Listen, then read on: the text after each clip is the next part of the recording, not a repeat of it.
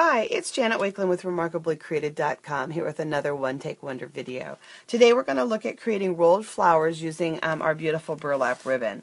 Here you can see 3 different sized burlap flowers that I added to this fall wreath.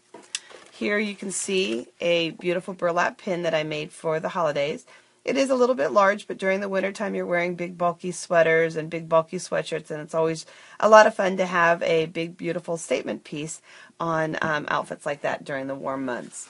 And then, or during the cold months when you're trying to stay warm, excuse me. And then this is a banner that I created to go along with the decorating scheme that I have for my house this year, and you can see the small little burlap here.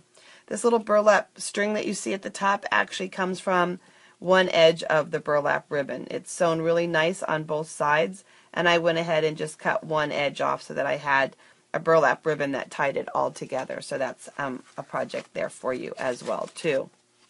So let's take a look at, let me back up for just one second. I just want to tell you a little bit more about this wreath real quick. This wreath actually uses product from something called our Tablescape Kit.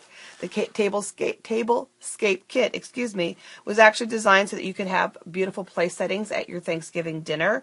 But of course, you give stampers and crafters a kit, and we're going to find ways to use the pieces for all kinds of other things. And that's exactly what I did here. The burlap paper is actually part of it, and I simply just removed it from the roll that it's on and cut it in half and then wound it around my wreath. I love that it didn't lay flat. If you've ever seen a birch tree, the bark peels off of a birch tree, and so it's kind of got that loose look like the bark has on the birch tree. The leaves here are part of that kit as well, and I just simply crumpled them and sponged them. The little circles were punched from some of the paper that was part of it. The little black banner is also part of that Thankful Tablescape Kit. So just another way to use the elements of that kit. Some other product that we're going to use today, we're going to use these multi-purpose adhesive sheets that are found in the Stampin' UP catalog. They can be used with cardstock and ribbon and all kinds of other fun things. They are double-sided adhesive. In addition, you can die cut them with framelits and traditional Sizzix dies. I wouldn't recommend punching them because of the adhesive on them. You may gum up your punches, and that's a little hard to clean. So I would not recommend that. Big shots and dies, however, they are great. And then, of course, you can always freehand cut them with scissors and things like that.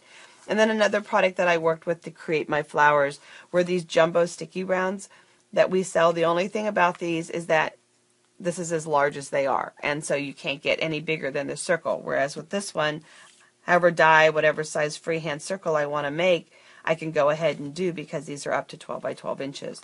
There are 12 in a package though, so they are a great deal and they are good to work with. But we are going to work with the permanent ones today so that you can see how they work. And then of course excuse me one second.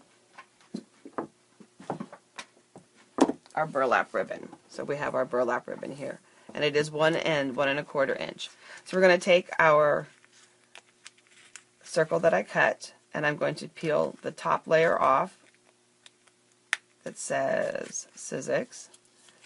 And if I can get it going, this sometimes is always the hardest part.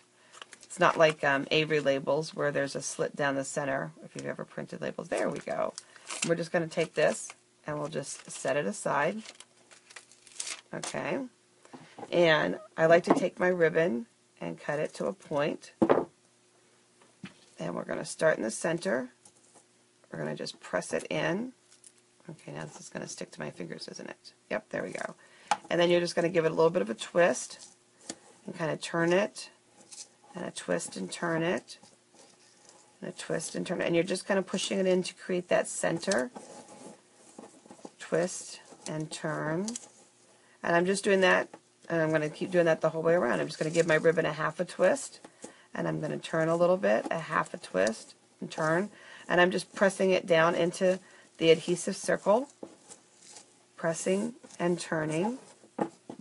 And you can alter the look a little bit by how tightly you twist this, by how loosely you twist it, and then by how close you bring this up to how close I bring it up to the piece that I just did, to the row or circle I just created. So there's lots of variables with it.